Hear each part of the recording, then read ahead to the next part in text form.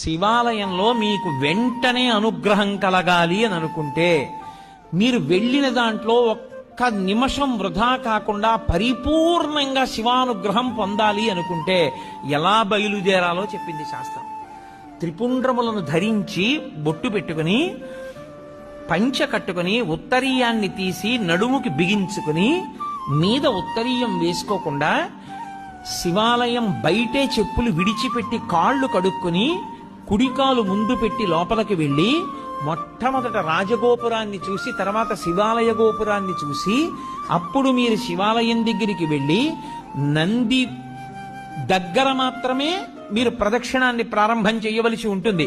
కాబట్టి నందీశ్వరుడి దగ్గర ప్రదక్షిణాన్ని ప్రారంభం చేసి వెళ్ళేటప్పుడు దేవాలయంలో మహామంటపము, అర్ధమంటపము, ముఖమంటపము అని 3 మంటపాలు ఉంటాయి. ఈ 3 మంటపాలు దేనికి గుర్తు అంటే స్థూల సూక్ష్మ కారణ శరీరములకు గుర్తు.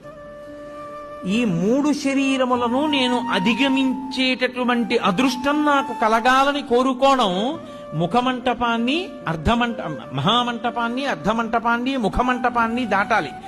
దాటేటప్పుడు శివాలయానికి ప్రదక్షిణం చేస్తే ఒక్క మారు చేస్తే చాలు, 3 మార్లు చేస్తే విశేషం.